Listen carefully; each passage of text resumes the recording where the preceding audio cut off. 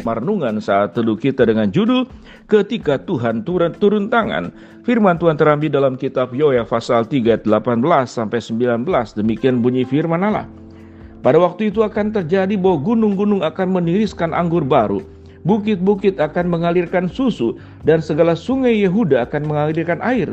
Mata air akan terbit dari rumah Tuhan dan akan membasahi lembah Sitim. Mesir akan menjadi sunyi sepi, dan Edom akan menjadi padang gurun tandus oleh sebab kekerasan terhadap keturunan Yehuda, oleh karena mereka telah menumpahkan darah orang yang tak bersalah di tanahnya. Mari kita berdoa. Bapa dalam surga, terima kasih buat kebenaran firman Allah yang mengajarkan kepada kami bahwa Tuhan tidak akan tinggal diam tatkala kami diperhadapkan kepada berbagai macam bahaya dan diperhadapkan kepada masalah yang menghimpit kami. Dalam nama Tuhan Yesus kami berdoa, amin.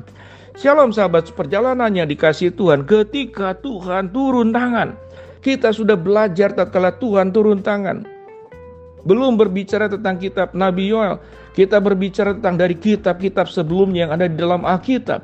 Ketika Tuhan turun tangan, bagaimana Mesir dan Firaun diberikan 10 tulah. Dan itu membuat mereka tunggang langgang. Bagaimana ketika Tuhan turun tangan melindungi orang-orang Israel melewati laut Teberau dan musuh-musuhnya tergulung oleh laut. Dan mereka meninggal dengan segala kekuatan tentara kereta perang yang gagah perkasa. Tapi di hadapan Tuhan hancur lebur. Pada bagian ini kita bertemu juga suku raja kerajaan selatan yaitu daerah Yehuda. Itu diserang oleh Mesir dan dikatakan oleh Edom. Gambaran yang seperti demikian. Edom adalah yang paling sering berperang dengan Israel pada pemerintahan Saul. Mesir kita tahu dengan jelas bagaimana Firaun. Firaun itu adalah gambaran raja-raja yang ada di Mesir, yang menyerang, yang mencoba untuk menghancurkan umat pilihan Allah. Dan Tuhan berkata, Mesir akan menjadi sunyi sepi, dan Edom akan menjadi padang gurun tandus. Sekuat-kuatnya, sehebat-hebatnya, seluar biasanya Mesir dan Edom yang mencoba ingin membumi hanguskan, mengambil tanah milik daripada umat pilihan Allah.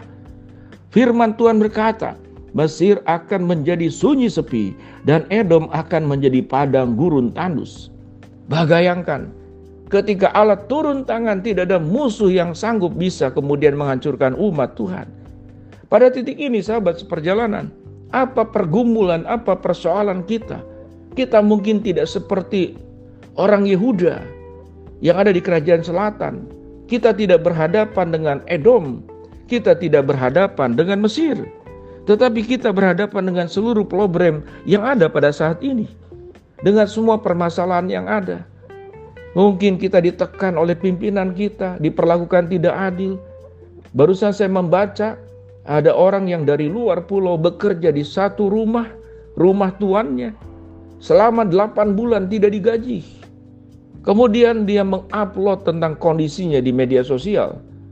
Lalu kemudian teman-teman yang dari satu daerah dari Indonesia bagian timur, dengan rasa solidaritas yang tinggi, mereka menggeruduk rumah tersebut dan meminta bahwa temannya yang satu daerah itu untuk diperlakukan sebagaimana seharusnya.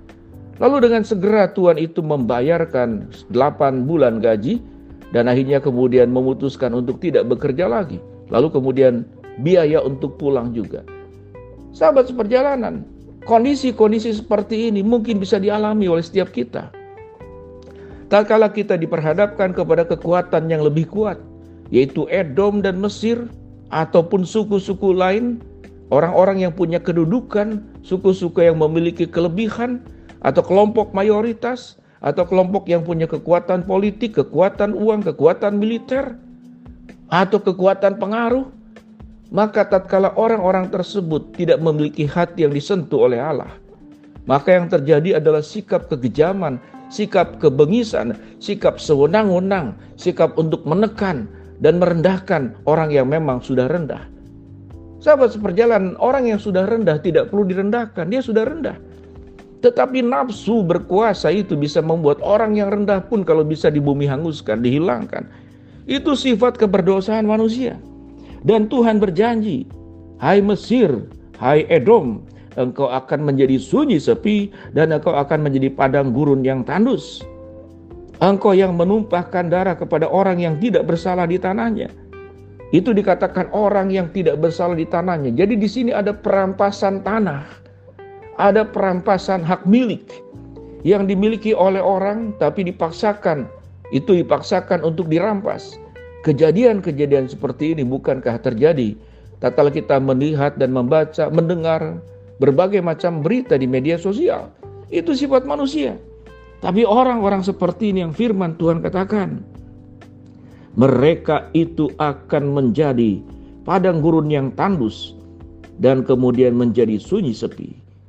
Pembelaan Tuhan tidak hanya berhenti untuk menolong kita dari berbagai macam tekanan, tapi janji Tuhan pada waktu itu akan terjadi bahwa gunung-gunung akan meniriskan anggur baru, bukit-bukit akan mengalirkan susu, dari segala sungai Yehuda akan mengalirkan air, mata air akan terbit dari rumah Tuhan dan akan membasahi lembah Sitim. Sitim adalah tempat yang di daerah Moab, tempat perkemahan terakhir bangsa Israel sebelum mereka menyeberang ke sungai Yordan untuk memasuki Kanaan. Tatkala Tuhan memimpin tidak hanya masuk ke Kanaan, tapi di Sitim, di tempat-tempat yang terakhir untuk menyeberangi sungai Yordan, Tuhan mengatakan, menjanjikan gunung-gunung akan meniriskan anggur baru, bukit-bukit akan mengalirkan susu, dan segala sungai Yehuda akan mengalirkan air. Mata air akan terbit dari rumah Tuhan dan akan membasahi lembah Sitim. Pada titik ini, sahabat seperjalanan, apalagi yang kita ragukan tentang kekuasaan Tuhan? Kalau Tuhan mau menolong, kalau Tuhan mau turun tangan dengan kehendaknya, dengan kuasanya, dengan kasihnya, dengan pertolongannya, seluruh persoalan kita selesai. Tidak ada yang tidak bisa. Setelah kita berusaha dengan apa yang kita bisa lakukan di luar kesanggupan kita, Allah akan berperkara, Allah akan menolong, Allah akan turun tangan dengan sepasang tangan yang ajaib, menolong setiap kita masing-masing. Dengan demikian, sahabat seperjalanan, kalau kita diperhadapkan kepada masalah, lakukan bagian kita dengan sebaik-baiknya. Kemudian kita bersandar kepada Allah. Kalau Allah sudah menolong orang Israel, menolong orang Yehuda, dilepaskan daripada Mesir, dilepaskan daripada Moab, dilepaskan dari berbagai macam problem di masa terdahulu, Tuhan juga akan menyatakan kuasa pertolongannya di masa hidup kita saat sekarang dengan seluruh problem-problem yang ada. Tuhan akan mengganti air matamu dan menampung air matamu di kirbatnya. Tuhan akan menopangmu, Tuhan akan menolongmu, Tuhan akan menjagamu, Tuhan akan menghadapkan wajahmu dan memberikan kasih karunia, damai sejahtera, pertolongan yang tak berkesudahan. Tidak perlu khawatir, tidak perlu ragu bahwa kuasa pertolongan Tuhan tetap hadir buat setiap sahabat seperjalanan. Ketika Tuhan turun tangan, maka segala perkara bisa diselesaikan oleh kuat kuasa kasih karunia dan kebaikannya. Mari kita berdoa. Bapa dalam surga, terima kasih buat kebenaran firman Allah yang sudah kami pelajari. Tatkala Tuhan turun tangan, Tuhan akan menolong kami dengan sempurna dan tuntas untuk setiap masalah yang kami hadapi. Hamba-Mu berdoa buat sahabat seperjalanan yang sedang sakit, Tuhan jamah sembuhkan.